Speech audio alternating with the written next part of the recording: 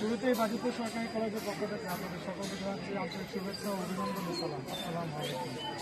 COVID-19 আজকের ভয়াবহ পরিস্থিতিতে আমরা তিনটি প্রতিপাদ্য বিষয়কে কেন্দ্র করে কিছু প্রজেক্ট তৈরি করেছি।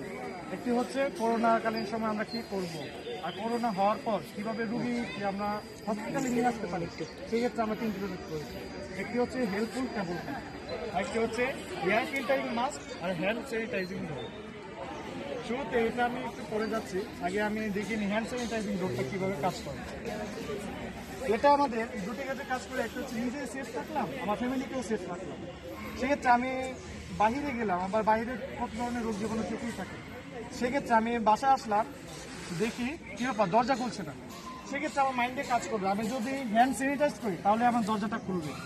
সো আমি যদি এটাকে হ্যান্ড স্যানিটাইজ করি তাহলে দরজাটা খুলে যাবে, তাহলে আমি সেফ থাকলাম, আমার বাইরের ফ্যামিলিকে করোনা থেকে।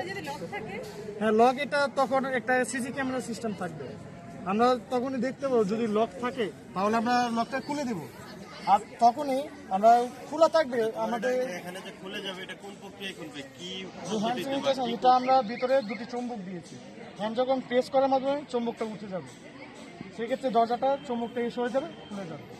আর আপনি বলেছেন যদি লক থাকে, সেক্ষেত্রে একজন লোক আমাদের, হ্যাঁ এটা ধরে নিতে পারেন আমরা রিচ ফ্যামিলি, তারা এর কাছে আসতেই পারে সাহায্যের জন্য, সেক্ষেত্রে আমরা রাখলাম।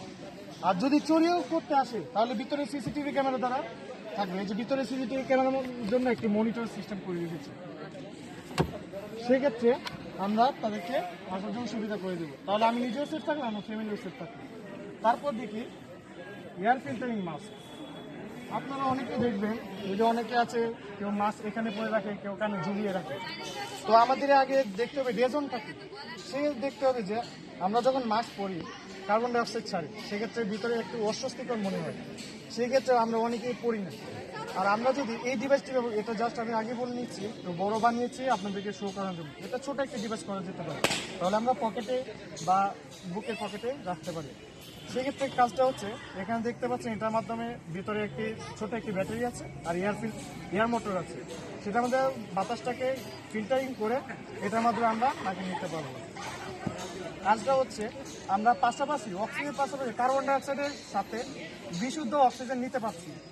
সেই ক্ষেত্রে আমরা এটাকে যদি অন করে দিই তাহলে আমরা অক্সিজেনকে বিশুদ্ধ অক্সিজেন নিতে পারছি। বলতে পারেন আমরা তো অক্সিজেন নিতে হলে মাস্কে ফুটও করতে পারি, কেন করলাম না? ফুটো করে যদি আমরা অক্সিজেন নিই তাহলে অবিশুদ্ধ,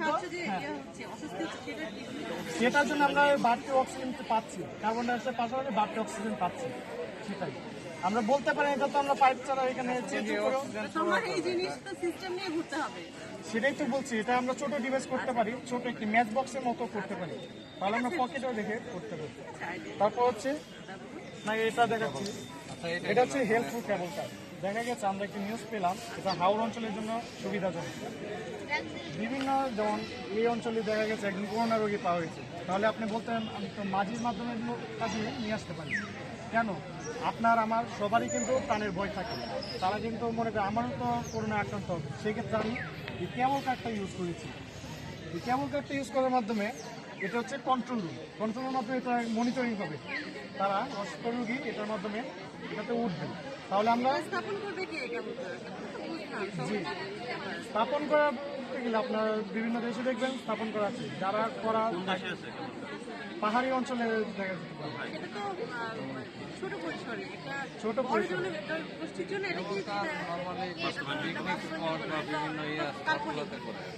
বাস্তবায়নযোগ্য যে আমরা চাই, তার মেন কারণটা হচ্ছে টাকা।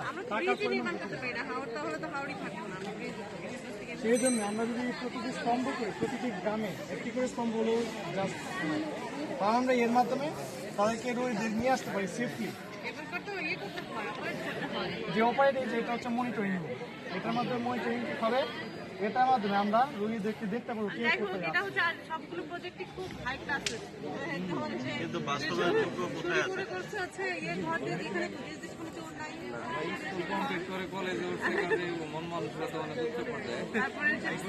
এটা যদি আমাদের দেশে করে আমরা দেশ তো উন্নত হবে। তোমাদের প্রত্যেকটা জিনিসই মানে ভালো হয়েছে, আমরা রোগী দেখি আস্তে আস্তে নিয়ে আসতে পারি। অবশ্যই খুবই ভালো জিনিস, আমরা চাই এরকমই থাক। মানে কতটা বাস্তবসম্মত? আমাদের দেশ হয়তো একটা পর্যায়ে যে এরকম করতে মানে পারে। যে আপাতত টিকা নিয়ে একটু কথা এটা বলতে আমরা চাও এটা তো? মূলত আশাবাদী হিসেবে এটা বানিয়েছে, যদি আমরা আজ গরিব আছি কালকে রিচ হতে পারি। রিচ হতে কতক্ষণ? না, ওরা একটা ব্যতিক্রম ধর্মী জিনিস দেখাচ্ছে, কেবল দেখাচ্ছে। তারপরে ওই যে সেন্সর ইউজ করতো, হ্যান্ড স্যানিটাইজিং। আমাদের জিনিসগুলো ব্যতিক্রম আর হয়েছে, এটা ভালো হয়েছে। হসপিটালে আমরা রোগী পাই। আমাদের দাবি প্রধানমন্ত্রী যাতে ভবিষ্যতে এই প্রজেক্টটা হয়। আপনার বিভিন্ন হসপিটাল দেখবেন কোভিড-19 আক্রান্ত সকলকে দেখা যায় একটা ইউনিট থাকে, ঠিক আছে, এখানে একটা ইউনিট থাকে। ভবিষ্যতে ওই এটা একটা বাড়ি। প্রধানমন্ত্রী যাতে ওই জিনিসটার প্রতি গুরুত্ব এটা দেয়। হচ্ছে কার রাইকার। আর এটা হচ্ছে একটা স্কুল। এটা হচ্ছে গ্রাম্য এলাকার জন্য প্রাইমারি। এখন ধরো সাপোজ মাইচর থেকে আমাদের ভাগলপুর মেডিকেল পর্যন্ত, হ্যাঁ, ভাগলপুর স্বাস্থ্য কেন্দ্র কেবল কার সেট করতে গেলে অনেক টাকার দরকার। হ্যাঁ, টাকা দরকার। আমরা যদি সেই টাকার কথা চিন্তা করি, আর তার জন্য তো আমরা বাঙালিরা পিছিয়ে আছি।